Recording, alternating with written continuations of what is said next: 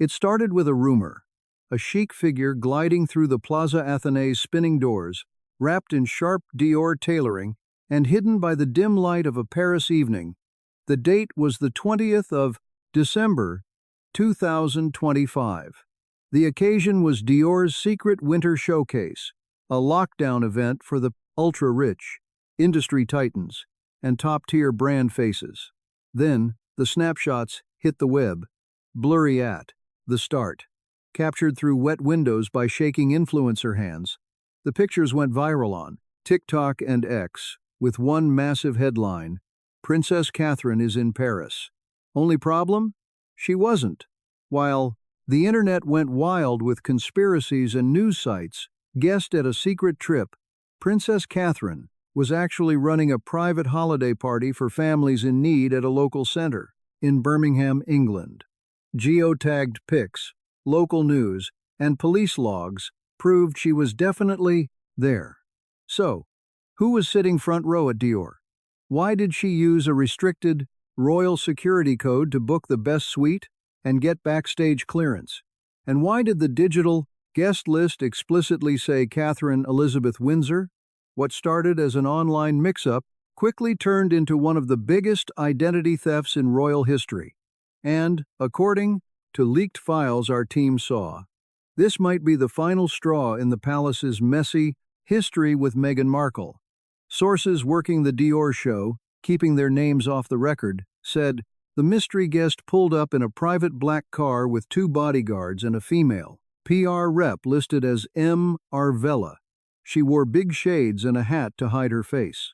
But once she stepped into the lobby, the disguise came off, showing a face that looked incredibly familiar. "She looked just like Catherine at first glance," said a backstage worker. Classy, quiet, music, that same calm vibe the princess has. But it felt wrong. The makeup was too heavy, and her interaction with the cameras felt staged. Rumors caught fire instantly. Influencers hyped it up, claiming Catherine took a solo luxury trip. Fashion blogs called it a genius silent marketing move. One grainy shot of a woman in a white Dior coat from the back drove the whole narrative. Back in London, the press office at Kensington Palace was drowning in calls. Is she in France? Is this a rebrand? Why aren't they talking? The royals stayed quiet. For now. But privately, panic was setting in. 12 hours after the story broke, top aides at Buckingham Palace started auditing the royal protocol, archives, or RPA. That's the secure system they use to manage VIP travel, diplomatic, clearance, and safety plans for the family. According to secret reports we reviewed, a Class B code meant strictly for the Princess of Wales was used to book a luxury room at the Plaza Athénée. That same ID, RPA 119 CEW, popped up at Dior's gate and was checked by their internal security. Basically, someone swiped or faked a royal digital ID to play dress-up as Catherine at the year's biggest fashion event. While lawyers talked to the French government, the tabloids started digging. That's when the schedules started matching up in a scary way. On December 18th, Meghan Markle was snapped getting on a jet in Van Nuys, California. No flight plan was public, but trackers found the plane in Paris. On December 19th, Pap saw a mystery lady in Dior gear leaving the hotel with a glam squad. On December 20th, Meghan's stylist posted and deleted a pic captioned, "Backstage, perfection for Our Lady in White. #confidential winter 25. By December 21st, a top French reporter tweeted, "The woman in the front row wasn't Catherine. The luxury world knows, and they are furious." By December 23rd, the palace had to act. Insiders say Princess Anne told King Charles III to audit everything and clear up confusion. Prince William was reportedly livid but waited for proof. Catherine just kept working and said nothing. But, off the record, a staffer allegedly confessed to a BBC reporter, the princess isn't crushed by the copycat act, but by the fact that the public actually bought it. At the end of the day, this wasn't merely stealing a front row seat at a runway show.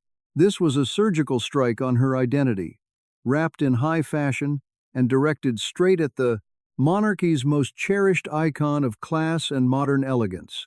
And as we'd soon find out, that was only the start. What kicked off as a runway whodunit rapidly snowballed into a major diplomatic mess.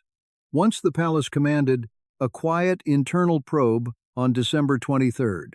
The facts didn't stay buried long, thanks mostly to the brutal efficiency of the internet. On December 24th, a synth-scrubbed Reddit post headlined, "I was on Meghan's Paris crew. Ask me anything," blew up overnight.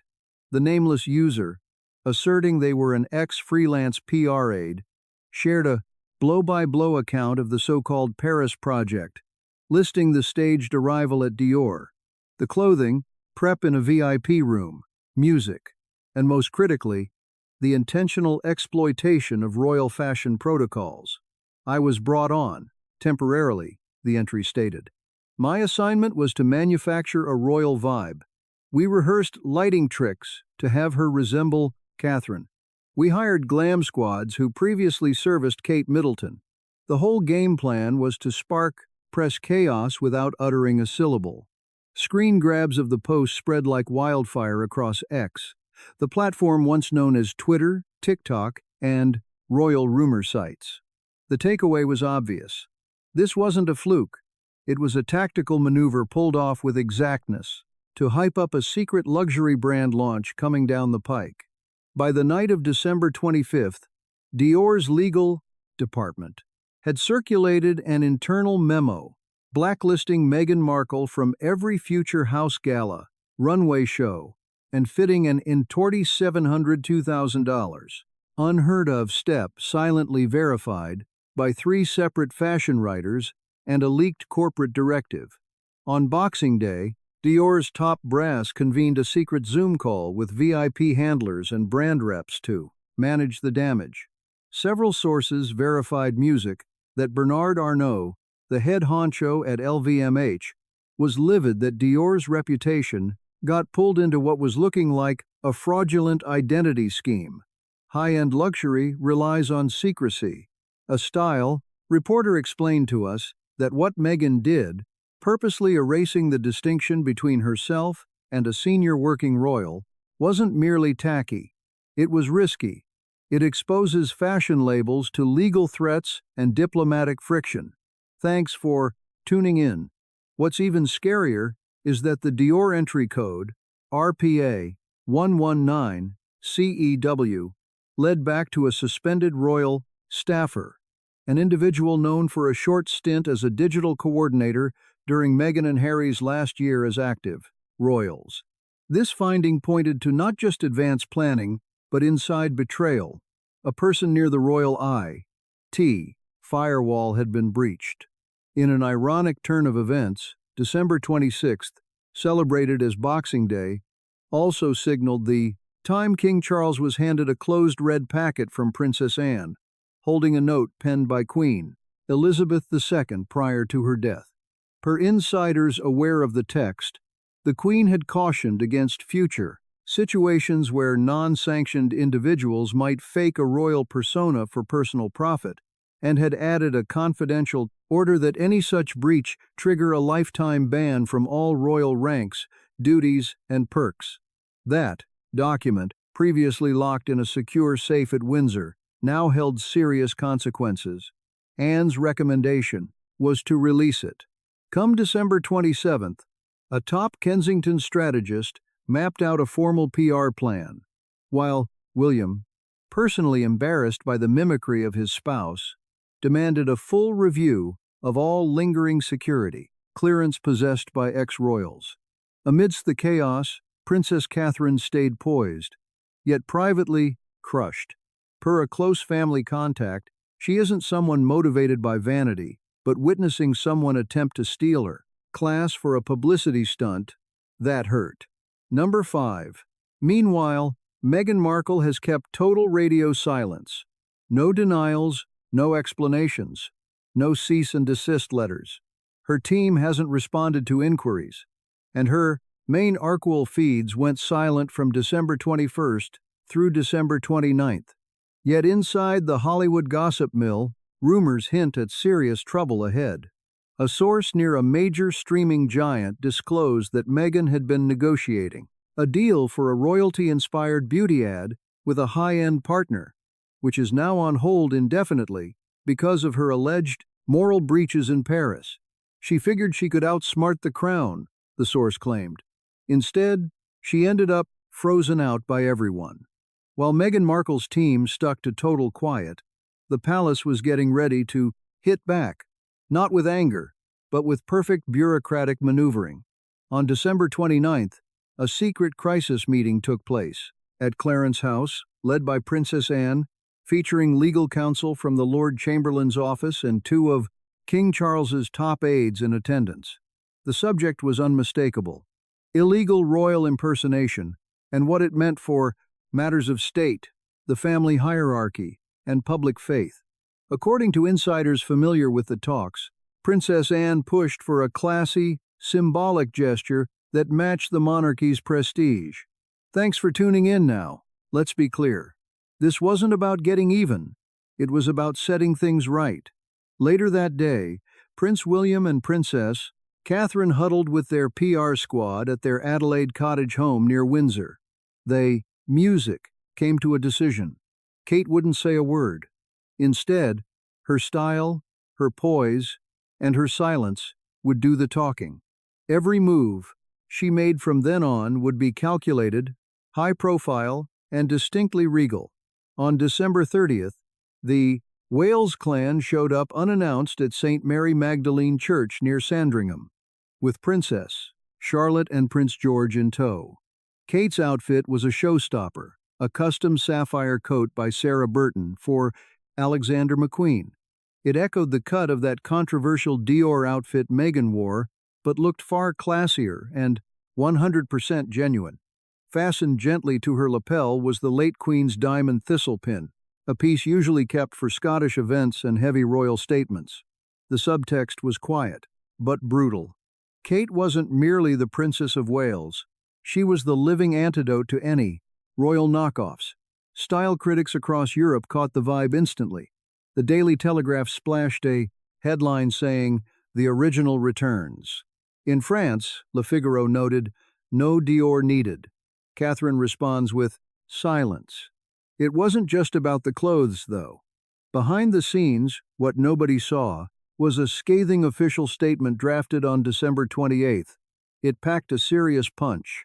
The draft labeled the fashion mix-up a major ethical violation between working royals and those who left, clarifying that only actual representatives of the crown can use royal branding and ceremonial styles. However, at the last minute, King Charles killed the release. His logic? Don't speak on the damage. Let them dig their own graves. Anne agreed, but suggested a backup plan. If Meghan played the victim or denied it, they would drop the statement within 24 hours, backed by receipts from the archives showing warnings sent to the Sussexes back in May 2023. As of January 1st, that file is closed but ready. A fleeting interaction caught on video outside St. Mary Magdalene said it all. While walking to the car, Prince George, just 11 years old, leaned in and whispered to his mom. Lip readers later decoded it. "You looked like her, Mom, but not really. She was trying to look like you." That clip blew up on social media with the #TheTrueQueen. It rallied the public, particularly younger fans who were tired of the Sussex drama. This wasn't about a dress anymore. It was about the soul of the monarchy and who really represented it. By January 2nd, music, senior royals started cutting the last ties with the California couple. Duchess Sophie, Kate's close ally, asked to have Meghan's name scrubbed from a Commonwealth charity event set for March. Prince Edward officially turned down a sit-down with a Netflix crew linked to Archewell Productions. But Princess Anne delivered the hardest hit, ordering a full sweep of all royal symbols and wardrobe, badges Meghan used while on the job. The goal? To see if any were being used commercially without a license. This wasn't just symbolic. It was a legal audit backed by the Royal Trust. If Meghan's December move was a bid for attention, it backfired spectacularly. Kate's silence was a stone wall. Anne's precision acted as a shield. William's calm was a red flag. And King Charles, despite his health issues, sent a clear memo to the Lord Chamberlain. From now on, all royal style guides, colors, and badges are protected representations of the crown. Copying them without permission is now an ethics breach. The firm had made its point, not with drama, but with authority. On the morning of January 4th, 2026, as Christmas decor came down at Sandringham, a blacked-out car rolled up to the south gate of Buckingham Palace. Princess Anne sat inside, clutching a slender, red folder unseen since spring 2021, labeled Monarch's Archive Addendum 7C. It held the legal keys to all royal branding and wardrobe limits, guidelines, and confidential notes on style, covering letters sent back and forth between the late Queen, Elizabeth II, and the Sussex team concerning appropriate public imagery following the split. The Crimson dossier, once thought dead and buried, was reactivated, carrying the sheer force of Anne's determination. 3 days prior, the legal team at Dior had contacted the palace through a secured line, inquiring if Meghan Markle's latest look, that pseudo-regal outfit, had received any official backing. The vibe of their inquiry was anxious, borderline, frantic. They were terrified of getting dragged into a diplomatic or legal nightmare. Sources inside the palace claimed the answer was immediate. Zero permission was granted. We view that styling as a distortion of our legacy. It is not our method nor our talent. That response rattled the French executives, not merely due to the possible backlash, but because it suggested the monarchy was getting ready to fight back officially. Anne realized the gravity of the moment. Meghan was treading on thin ice, turning fashion into a weapon, twisting the public's memory, using specific colors, cuts, and shapes. This wasn't just clothing. It was a battle for the narrative. According to those in the know, the Red File held at least 5 top-secret directives sent to Meghan Markle from March 2020 to June 2021. One included a May 2020 note from Queen Elizabeth, personally, asking that the unique ceremonial colors and dress codes used by working royals not be copied for private businesses or international trips. We appreciate your cooperation. Service standards stand firm. Then, a July 2020 internal legal memo cautioning the Sussexes that any future mimicking of royal accessories like brooches, sashes, or headwear tied to state functions could incite a violation of ethical standards. There was also an August 2021 warning from Princess Anne after Meghan stepped out in a copycat green ensemble in New York, mirroring Queen Elizabeth's Balmoral look from her Jubilee year. Meghan had been cautioned not just once, but repeatedly, using terms far more stern and official than the public ever realized. On January 5th, during a private session with the Privy Council's Ethics Board, Princess Anne uttered the most blunt line of her life. The monarchy is not a costume. It isn't for rent, and it won't be turned into merchandise. Those 12 words, delivered with her trademark grit, were soon repeated throughout royal networks and even cited word for word by the London Times. In that same gathering, King Charles gave Anne the green light to send one last notice, a royal protocol compliance letter to the Sussex legal team out in California. The directive was crystal clear. Stop all unapproved styling that could be seen as representing the crown. Remove any marketing videos or photos that feature these distortions. Confirm you got this within 72 hours or deal with a public correction from the institution.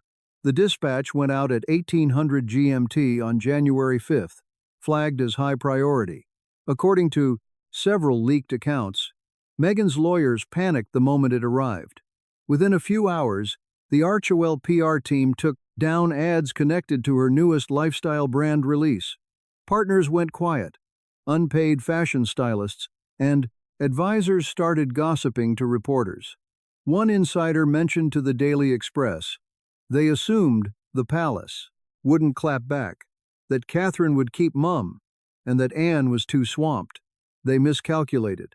Even more telling, Dior scrubbed Meghan's name from an upcoming winter ad campaign. They didn't explain why, but the signal was obvious. The playing field had shifted. By January 6th, even Meghan's devoted media friends in Hollywood started retracting their support. A headline from a famous gossip rag screamed, "Too far. Royal double causes outrage." The freeze-out was starting, and it could not be undone. Right when the drama seemed to hit a peak, King Charles III sent a subtle but absolute message. On January 6th, at a closed-door gathering at Highgrove, he reportedly said to a group of Commonwealth diplomats, "We don't lend the dignity of the crown to people who ditch its discipline. That isn't cruelty. That is stewardship." In minutes, that quote leaked and hit every major newspaper in Britain. The monarchy had spoken, not with theatrics, but with clarity. And across the water in Montecito, the quiet wasn't just a tactic anymore. It was about survival. As the palace's final notice hit Montecito on the evening of January 5th, a chill, heavier than the California fog, descended on the Sussex home. But what came next wasn't merely symbolic. It was bureaucratic, calculated, and by all royal measures, permanent. On the 6th of January, 2026, a document was silently lodged with the Crown Records Office and the Home Office's Royal Affairs Unit. The header was brutal: deactivation of honorary titles and styling rights, Sussex branch. The royal lockout had started, and this time, no PR, firm or Spotify deal could halt it. Behind the scenes, it was Princess Anne and Princess Catherine who led the most significant resetting of royal limits in decades. Supported by a dedicated advisory team, a group dubbed the Council on Institutional Integrity moved fast, executing a three-part strategy called the title audit. They scrutinized every moment after 2021 where the Sussex title was leveraged for marketing, merchandise, or causes, particularly where it suggested royal endorsement. Next came the Visual Violation Index, a fresh digital collection tracking photos, ads, and social clips where the couple adopted a pseudo-royal aesthetic. This included specific lighting choices, jewelry placement, or wardrobe selections, clearly mimicking the Windsor look. Finally, the Ethical Legacy Clause. Originally pitched by Princess Anne in 2022, this rule authorizes the monarchy to pull back privileges whenever public behavior significantly damages the institution's standing. They were in lockstep. It wasn't about revenge. It was strict protocol. Precisely at 10 in the morning London time on January 7th, the Palace Communications team dropped a carefully lawyered statement. After a deep dive, the King, working with the Integrity Council, announced the immediate end of all official styling, rights, title usage, and heritage assertions for the Sussex pair and their line. This move highlights the Crown's dedication to transparency and respectable stewardship. Simply put, Archie and Lilibet lost the Prince and Princess labels. The Duke and Duchess handles were officially shelved from public life, with global media and protocol officers instructed to enforce the change. The backlash was immediate. Within hours, Meghan Markle's camp fired back with a carefully crafted and emotionally charged response, stating that a title does not define a woman's influence. It claimed Meghan would continue to empower women everywhere through her vision and heart. However, there was a glitch in the narrative. The specific title Duchess vanished from the Archewell header only 30 minutes later. Legal realities had set in. At the same time, Netflix shelved a planned special on Meghan's lifestyle venture, while Dior silently gave a campaign role, once rumored to be hers as a global face, to someone else. Quiet distance suddenly felt safer than public support. As one Hollywood source told Variety, the palace did more than strip titles. They made being connected to the couple a liability. Thanks for tuning in. So, where was Prince Harry during this collapse?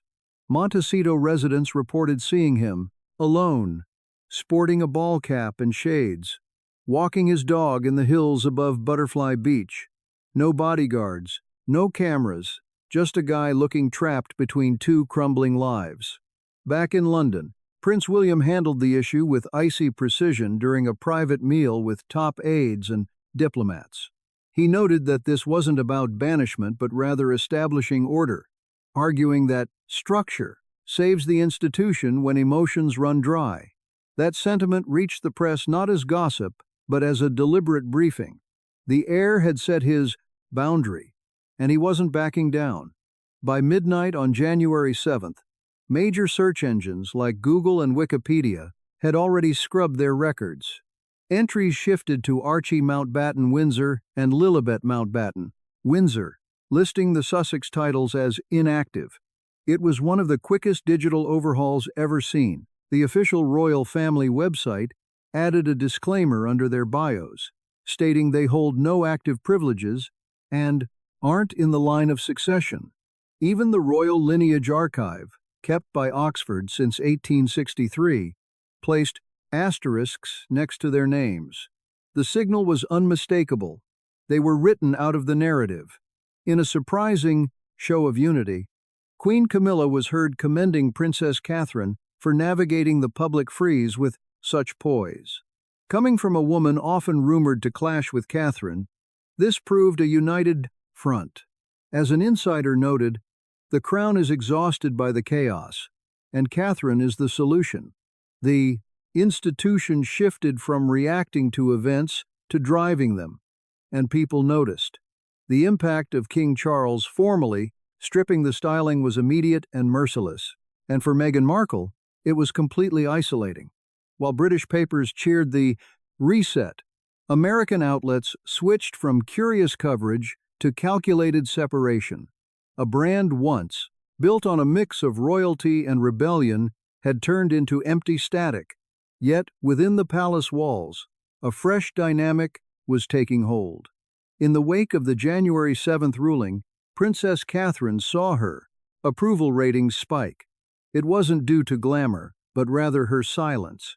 She gave no quotes and did no interviews.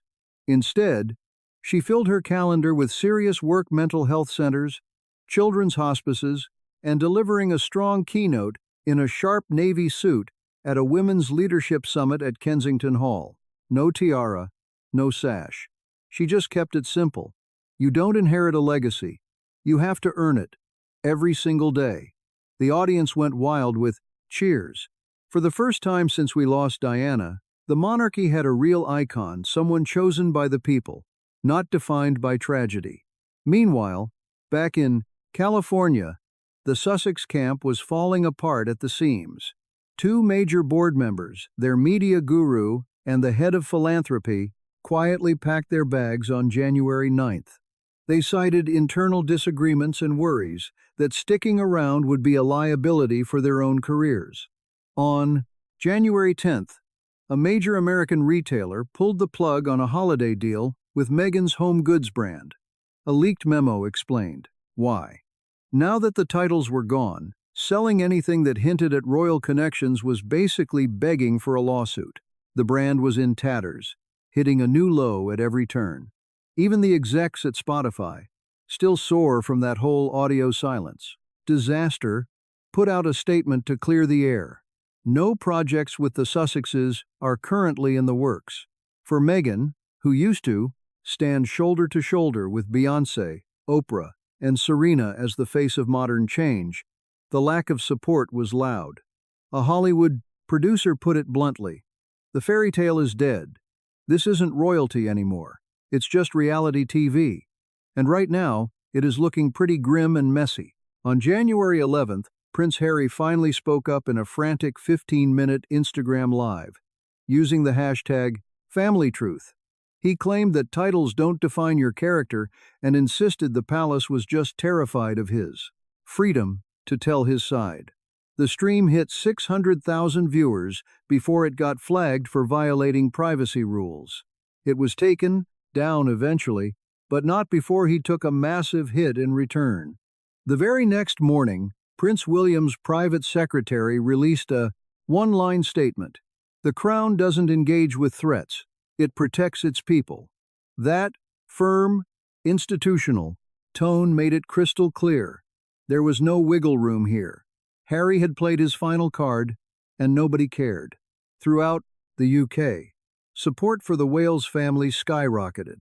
More than 120,000 people signed an online petition asking Parliament to make the Catherine Principle a part of school curriculums.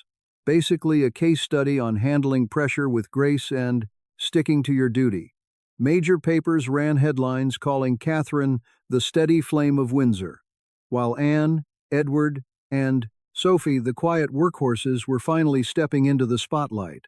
Harry and Meghan were being painted as the brand that tried too hard. Outside Buckingham Palace, fans left fresh white roses at the Queen's statue, with handwritten notes thanking Catherine and William for keeping the royal line respectable. It wasn't about the drama anymore. It was about the future of the monarchy. On the evening of January 12th, King Charles III sent one last memo to the Privy Council and the Foreign Office.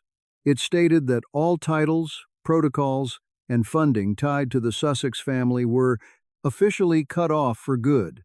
This isn't a punishment, the note read. It is a restoration. Future generations should see this as a safety measure, not an insult. Then, in a rare off-the-cuff remark at Windsor, he added, "We have to live in reality, even if some people prefer a fantasy." Case closed. Sources confirmed the king is done dealing with the Sussex drama. No do-overs. No giving the titles back. A palace aide summed it up perfectly. Charles didn't really become king when they put the crown on his head. He became king when he finally drew a line in the sand. On January 13th, 2026, the final blow didn't come from London, but from Montecito. Paparazzi snapped photos of Meghan getting into a black SUV by herself. No kids, no Harry, just holding a binder with a bodyguard close behind. The internet went crazy with theories. But that same day, Princess Catherine was at a quiet family gathering at Sandringham. She knelt by a memorial tree planted for Queen Elizabeth II. Her kids, George, Charlotte, and Louis, stood right there with her, all dressed in dark navy coats. As the snow started coming down, a photographer caught a moment that blew up online. Catherine, no gloves, resting her bare hand on the tree bark. She looked calm, not like she had won a fight, but like she was standing strong. From Montecito to Westminster, the message was unmistakable. The line of succession is solid. The royal brand is locked down tight. The time for confusion is over. And for anyone who thought titles were just bargaining chips, the crown gave its final answer. Titles are sacred. They aren't for sale. They aren't leverage. And they are never, ever just for show.